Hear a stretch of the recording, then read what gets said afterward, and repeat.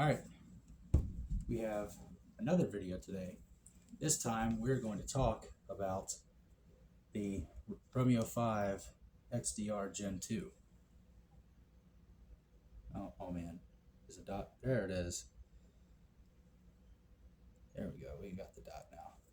So this does have a 2 MOA dot with a 65 MOA circle. Very EOTech style. Maybe I'll put a photo overlay of it. And it is an integral mount. There is no riser that you can take on or off. This is the dot, the whole freaking chunk of aluminum there. It is powered by one single AAA battery, which you can fit those in pretty much any pistol grip. Ask me how I know. There's one in there. I can't remember how much it weighs. It's not much. You know, this Holliston HO3X weighs about a pound. You take it off. Rifle feels actually a decent bit lighter. But, you know, you have a very nice, I believe it's a 20 or 21 millimeter objective window. So it's the same size as like an Aimpoint T2 or the standard Romeo 5 Gen 2. I believe they're almost twice the price of the Romeo 5 Gen 2 standard. And basically what you're getting for that is instead of a coin battery, you get a AAA, you get an integral mount, and you get a super sick reticle. So today I have put 1,000 rounds on this rifle. Most of it using these Amentu A2-20 straight mirror mags, 20 through this, which was 77 grain, and 30 rounds through the FRT, which I'll probably show now.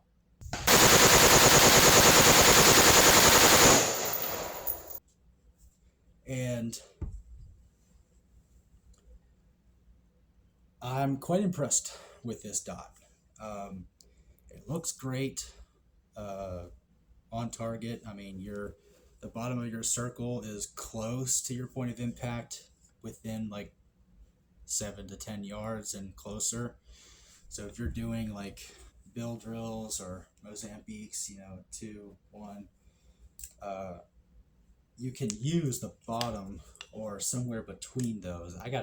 Wasn't really paying attention, but you can use somewhere in between those for your point of impact. Now, I do have this zeroed for probably 250 yards, somewhere between 200 and 250, because it does hit a little high, a little higher than 1 inch at 100 yards. But that's fine, it's whatever. I mean, anywhere within that 65 MOA circle, if you put that on something, you're gonna hit it. So, and this is a 0 to 300 type of rifle anyways. It can reach out further, but realistically, in the mountainous region I live in, man, he is upset that he has to go to bed. But realistically, any, let's say, engagement that we were to get into in a region like this in Appalachia, unless you're shooting mountaintop to mountaintop, my area, I do live in a fairly nice neighborhood. You're not looking at super long engagement distances, and the most likely use case of this rifle to be used for self-defense is home defense. So the longest distance in my house is probably 10 yards. That's probably more than most people, but I do have a fairly long house. And that's from the back door all the way to like the living room is about 10 to 15 yards, somewhere between there. And that's what you can see. It's longer than that, but that's what you can see, and that's what you can hit. So for self-defense distances, this dot has a very good feature that you can use for holdovers.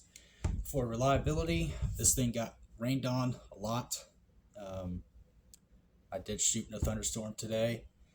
It is waterproof. They say it's waterproof, whatever IXP7 or whatever, silly code that they use. I guess it meets that. It got rained on. Got all wet. It didn't stop working.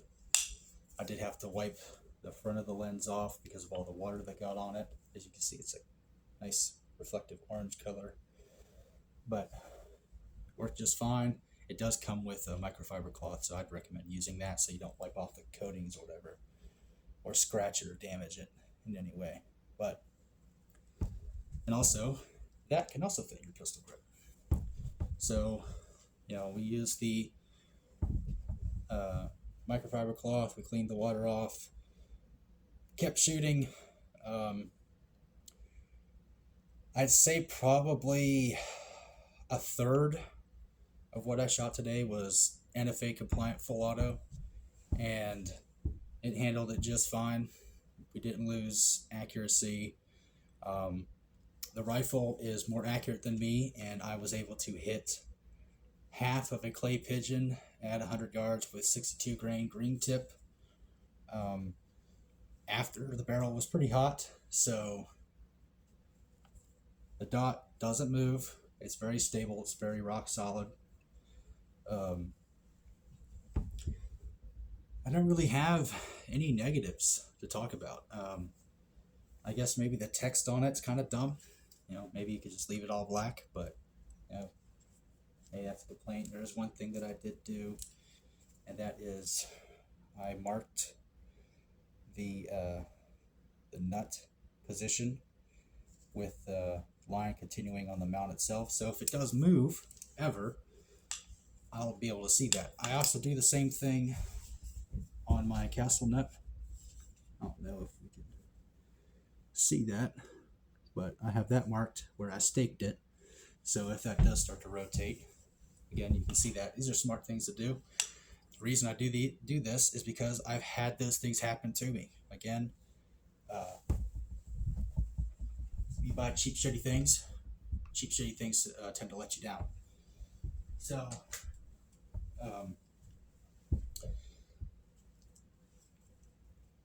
I think that's about it. I can't think of any more positive things to say other than it's a great dot. I got it for $200 on sale. These normally run about $279. Even at $279, I think they're not a bad option.